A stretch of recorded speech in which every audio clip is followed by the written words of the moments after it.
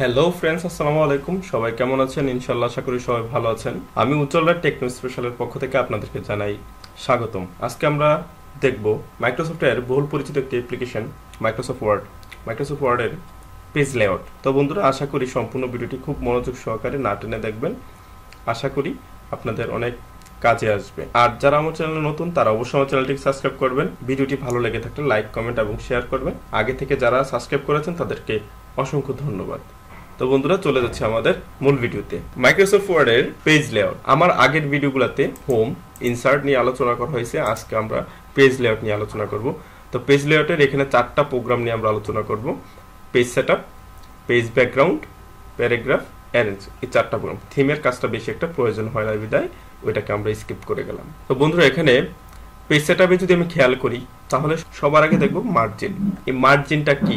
মার্জিনটা হলো আমরা যখন পরীক্ষার হলে পরীক্ষা দিতে যাই তখন আমরা যে খাতাটা পাই সেই পেপারটার উপরে আমরা রোলার দিয়ে একটু মার্জিন করে নিই, যেন এই মার্জিনের ভিতরে লেখাগুলো থাকে, মার্জিনের বাহিরে যেন না যায়, জাস্ট সৌন্দর্যের জন্য। সেম এখানে একইভাবে আমরা মার্জিনটা দেবো, মার্জিনের ভিতরে যেন লেখাগুলো থাকে, মার্জিনের বাহিরে যেন না যায়। এটা হচ্ছে মার্জিনের কাজ। তো বন্ধুরা, আমরা যদি একটু দেখি নিচের দিকে আসলে টপ, এটা সাপোজ মনে করি এটা হচ্ছে আমাদের একটা পেজটার হচ্ছে এটাকে উপরটাকে বলা হয় টপ, নিচটাকে বলা হয় বটম, তারপর হচ্ছে লেফট, তারপর হচ্ছে রাইট। তো এখন আমরা পেজ সেটআপে চলে যাই, তাহলে আমরা বুঝবো পেজ সেটআপে এখানে আমরা এইগুলা বিল্ট ইন ভাবে তাদের সেটআপ দেওয়া আছে। আমরা যদি কাস্টমাইজ ভাবে আমাদের পছন্দ অনুযায়ী মাপ দিতে যাই তাহলে আমরা এখানে আমরা ক্লিক করলে কাস্টম মার্জিন যদি ক্লিক করি তাহলে এই পেজটা পাবো পেজ সেটআপের। অথবা এই যে পেজ সেটআপ লেখা, এই পেজ সেটআপের এই কর্নারে আমরা ক্লিক করলে আমরা এই পেজটা পাবো। এখানে আছে মার্জিন, এখানেও মার্জিন। যদি খেয়াল করে থাকি তাহলে দেখবো এই পেজ সেটআপ অপশনটার মধ্যে যেটা পপ আপ করে আসছে এটার মধ্যে যা আছে আমার এখানেও কিন্তু তাই আছে। এখানে মার্জিন, এখানেও আছে মার্জিন। ওরিয়েন্টেশন, এখানে ওরিয়েন্টেশন, তারপর সাইজ কলাম এখানেও আছে। তো বন্ধুরা, আমরা এখন একটু দেখি পেজ সেটআপের কাজটা কি। মার্জিনের কাজটা হচ্ছে টপ 1 ইঞ্চি দেওয়া, বটমে 1 ইঞ্চি দেওয়া, লেফটে 1 ইঞ্চি দেওয়া, রাইটে 1 ইঞ্চি দেওয়া। এটা হচ্ছে বিল্ট ইন ভাবে দেওয়া। এখন আমার যদি ইচ্ছে মতো আমি দিতে চাই তাহলে আমি যদি চাই উপরে আমি 2 ইঞ্চি দেব, নিচে আমি 1.5 ইঞ্চি দেব, লেফটে 1.5 ইঞ্চি দেব, রাইটে 1.5 ইঞ্চি দেবো। তাহলে বন্ধুরা দেখেন এখানে হচ্ছে আমার প্রিভিউ পেজটা দেখাচ্ছে যে আমার পেজটা কেমন হবে। এখানে আমার প্রিভিউ করতেছে যে পেজটার। আপনারা আবার একটু খেয়াল করে দেখেন, টপে যদি আমি 3 দিই তাহলে আমার উপরে এখানে টপটা কি হবে। এখানে টপটা একটু দেখবেন খেয়াল করে, আমি যদি উপরে টপের মধ্যে 3 রাখি, 3, তাহলে আমার এটা 3 ইঞ্চি খালি হয়ে গেছে। তো বন্ধুরা, এখন আমি যদি ওকে দিই তাহলে দেখি এই যে আমার উপর দিয়ে 3 ইঞ্চি খালি। এখন আমি যদি চাই এই যে আমার লেফট, রাইট, বটম 2 সাইডে আমার কি হয়েছে, মার্জিনটা আমার নিচে। এখন আমি চাচ্ছি যে আবার মার্জিনটা ঠিক করব, তাহলে পেজ সেটআপে যাব। পেজ সেটআপে গিয়ে আমি যদি উপরে টপ 1, বটম 1, লেফট 1, রাইট 1 দেই তাহলে দেখুন এটা হচ্ছে আমার মার্জিন গেল, দিলাম 1। তারপর ওরিয়েন্টেশন মানে হচ্ছে অবস্থানের ক্ষেত্রে দেখেন পোর্ট্রেট হচ্ছে লম্বা, ল্যান্ডস্কেপ হচ্ছে পাতালু। এই যে পেপারটা আমার পাতালু হয়ে গেছে। আমরা প্রিভিউতে খেয়াল করে দেখলে দেখবেন, আপনারা প্রিভিউতে খেয়াল করে দেখেন পোর্ট্রেট যদি রাখি, পোর্ট্রেটে হচ্ছে একটা লম্বা, ল্যান্ডস্কেপ হচ্ছে পেজটা পাতালু হয়ে গেছে।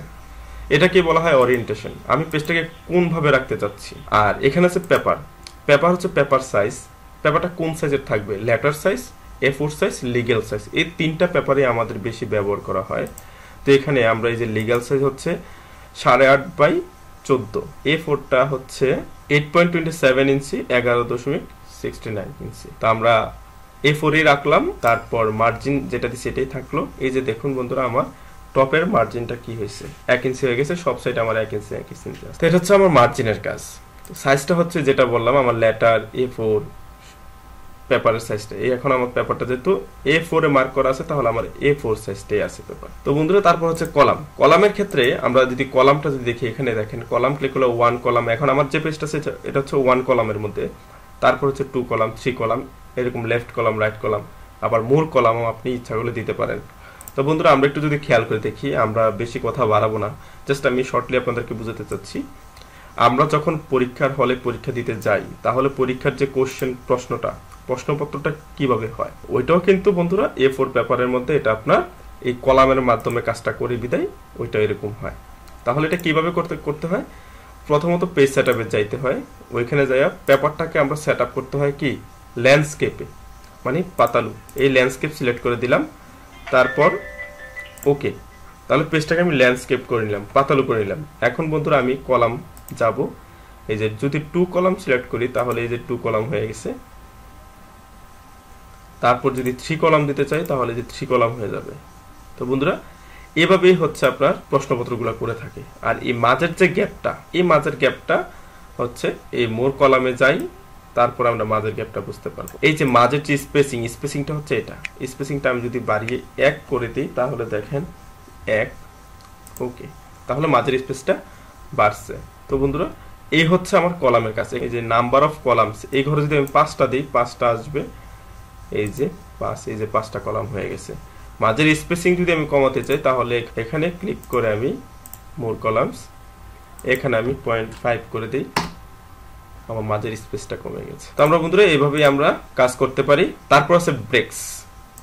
এই ব্রেকস হচ্ছে ভাঙা, পেজটাকে আমরা ভাঙতে চাই, মানে কোন লেখা থেকে ভাঙতে চাই ওইটা করতে পারি। তারপর লাইন নাম্বারস, এগুলা এই দুটা লাগে না অপশন। তারপর ব্রেকসটা একটু দেখাই দিচ্ছি আমি। সাপোজ আমি এই যে আমার কার্সরটা যেখানে আছে এখান থেকে আমি লাইনটাকে ব্রেক করে দেব, ভেঙে ফেলব। তাহলে এটা কিভাবে করব, আমি এখানে ক্লিক করব, পেজ ব্রেক। এখানে ক্লিক করাতে দেখেন বন্ধুরা এই যে আমার এখান থেকে লেখাটা ভেঙে নিচে চলে গেছে। এখন হচ্ছে পেজ ব্যাকগ্রাউন্ড। পেজ ব্যাকগ্রাউন্ডের মধ্যে এখানে আছে watermark, page colour, page borders. এখানে ওয়াটারমার্ক কি, সাপোজ আমি এই লেখাটার উপরে, মানে এই লেখাটার থাকবে প্লাস এই লেখাটার মধ্যে একটা জলছাপ থাকবে। আপনার যদি একটা কোচিং সেন্টার থাকে কোচিং সেন্টারের নামে, অথবা আপনি যদি আপনার কোম্পানি থেকে কোম্পানি নামে একটা জলছাপ দিতে যাচ্ছেন, তাহলে কি করতে হবে, এই যে ওয়াটারমার্ক করতে হবে। ওয়াটারমার্কে যাওয়ার পরে এখানে আমার কিছু ডেমো আছে। একটা হচ্ছে কোন কোন ভাবে এই ওয়াটারমার্কটা দিতে চান, অ্যাঙ্গেল করে, স্ট্রেট করে, এইভাবে দেওয়া আছে। আর আপনি যদি কাস্টম এখানে যান তাহলে আপনি আপনার মতো করে দিতে পারেন।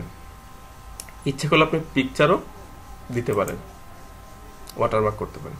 তো বন্ধুরা আমি একটা আমার চ্যানেলের নামটা দিয়ে আমি দেখাচ্ছি আপনাদেরকে। এখানে টেক্সট ওয়াটারমার্কে আমরা ক্লিক করার পর তারপর টেক্সটে চলে যাব, লিখলাম, তারপর অ্যাপ্লাই ক্লোজ। তো বন্ধুরা আমরা যদি খেয়াল করে থাকি তাহলে আমরা একটু নিচে তাকালে দেখবো এই যে আমাদের টেকনো স্পেশাল নামে আপনার এখানে ওয়াটারমার্ক হয়ে গেছে। কালারটা বোঝা যাচ্ছে না, তারপর আমি একটু কালারটা একটু গর্জিয়াস কালার দিচ্ছি তাহলে একটু বোঝা যাবে। জাস্ট আমি এই কালারটাই দিলাম। এই যে এখন দেখেন বন্ধুরা এই যে এটা হচ্ছে একটা ওয়াটারমার্ক, এই যে আমার লেখাটা নিচে চলে আসছে। তো এভাবে আমরা ওয়াটারমার্ক ইউজ করতে পারি। তারপর হচ্ছে পেজ কালার। আপনারা যদি পেজটাকে কালার রাখতে চান পেজ কালারও করতে পারেন। এই যে পেজ কালার দিলাম, এগুলো দিয়ে আপনি আপনার পছন্দ অনুযায়ী একটা কালার আপনারা পেজে ইউজ করতে পারেন। সাপোজ আমি এই কালারটা দিলাম। তারপর হচ্ছে পেজের বর্ডার, পেজ বর্ডার যদি দেন তাহলে এখানে আমরা পেজ বর্ডার ক্লিক করব। আমরা পেজের একটা বর্ডার আছে, সেই বর্ডার দিয়ে এখন আছে নান বর্ডার। এটা হচ্ছে বক্স। এই যে বক্স একটু প্রিভিউতে দেখেন একটা বক্স এরকম হবে। তারপর এখানে স্টাইলের মধ্যে অনেক স্টাইল আছে, সেই স্টাইলগুলো ইউজ করতে পারেন। আর এখানে আপনি কালার ইউজ করতে পারেন, যে কোনো কালার দিতে পারেন। তারপর এখানে হোয়াইটটা আপনি বাড়াইতে পারেন হাইস্ট এতটুক।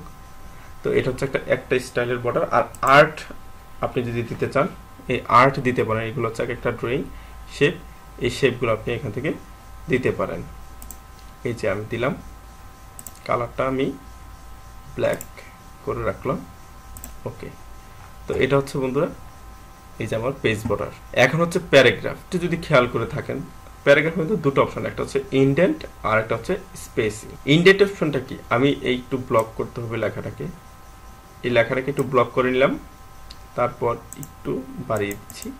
এই যে দেখেন আমাদের লেখাটা বাম সাইড থেকে ডান সাইডের দিকে একটু সরে যাচ্ছে। যে কাজটা আমরা আগে করতাম কিসের মাধ্যমে, ট্যাবের মাধ্যমে। যদি রাইট সাইড থেকে চাই তাহলে রাইট সাইড থেকেও এভাবে কমবে, এই যে কমতেছে, হচ্ছে রাইট সাইড থেকে কমতেছে, এখন আবার যাচ্ছে। আর এটা হচ্ছে আমার ইনডেন্ট, মানে লেফট রাইট হবে। আর এটা হচ্ছে স্পেসিংটা উপরে এবং নিচে, যদি লাইন স্পেসিং যেটাকে বলা হয়। তা আমি যদি দিতে চাচ্ছি, এই যে বন্ধুরা দেখেন আমার এই উপরের লেখা থেকে আমার এখানের স্পেসিংটা কতটুকু, উপরটা। এখন যদি নিচ থেকে যাচ্ছি, নিচের থেকে এখান থেকে যদি এটার দূরত্বটা রাখতে চাচ্ছি, তাহলে সেম একই অবস্থা, একইভাবে লেখাটাকে আমরা একটু ব্লক করে নেই, তারপর বাড়িয়ে দিচ্ছি। এটা চাপটা নিচে। এখন বন্ধুরা আমি যদি লিখতে চাই তাহলে এখানে লেখা উঠবে। এ হলো আমার প্যারাগ্রাফের কাজ। তারপর হচ্ছে অ্যারেঞ্জ। অ্যারেঞ্জের কাজটা এখন একটু দেখেন বন্ধুরা, একটু খেয়াল করে দেখবেন।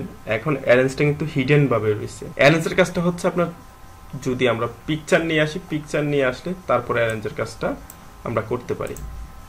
তো আমরা দেখি অ্যারেঞ্জের কাজটা কিভাবে করে। একটা পিকচার নিয়ে আসি। তো বন্ধুরা নিয়ে আসলাম একটা ছবি, এই একটা কারের ছবি, একটা ক্লিপ আর্ট নিয়ে আসলাম, চলে যাচ্ছি পেজ লটে। এই যে এখন যদি দেখি আমরা, তো বন্ধুরা নিয়ে আসলাম আমার একটা ক্লিপ আর্ট।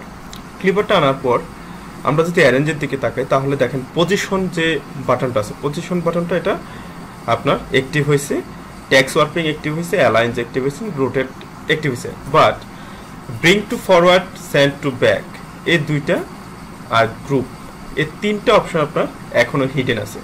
তাহলে আগে আমরা এই দুইটা উপরের তিনটা পজিশনের কথা জেনে নেই। পজিশনটা দিয়ে হচ্ছে আমার ছবিটা কোন দিকে যাবে। এখন আমরা দেখি, যদি এই যে উইথ টেক্সট ওয়ার্পিং এখানে যদি আমরা যদি রাখি, এটা লেফট সাইডে আছে ছবিটা পজিশনটা।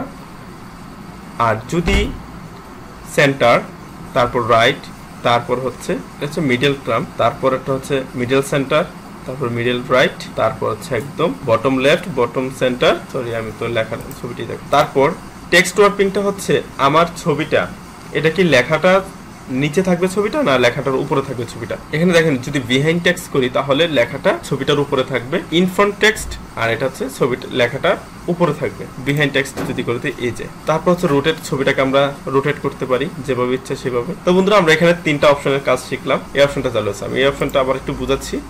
আমি একটু অটো শেপে চলে যাচ্ছি, অটো শেপ থেকে আমি জাস্ট একটা শেপ নিয়ে নিচ্ছি। এখানে লেখা আছে ব্রিং টু ফ্রন্ট টেক্সট, এটা হচ্ছে লেখাটার উপরে থাকবে ছবিটা। আর সেন্ড টু ব্যাক, এখন এই অটো শেপটা চলে যাবে লেখাটার নিচে। সেন্ড টু বিহাইন্ড টেক্সট, এই দুইটা কাজটা মধ্যে আমরা টেক্সট ওয়ার্পিং এ গেলে বিহাইন্ড টেক্সট করলেই পাই। তো এই জন্য এই দুইটা কাজ বেশি একটা লাগে না। এই যে ফ্রন্ট দিলে সামনে চলে আসবে। আর অ্যালাইনমেন্ট তো দেখলামই, লেফট রাইট যেটাই রোটেট হয়। এই হলো বন্ধুরা আমাদের অ্যারেঞ্জের কাজ। বন্ধুরা যদি আপনাদের ভিডিওটি ভালো লেগে থাকে তাহলে অবশ্যই আমার চ্যানেলটিকে লাইক, কমেন্ট আর নতুন নতুন ভিডিওতে আমার চ্যানেলটিকে সাবস্ক্রাইব করে সাথেই থাকবেন। ধন্যবাদ।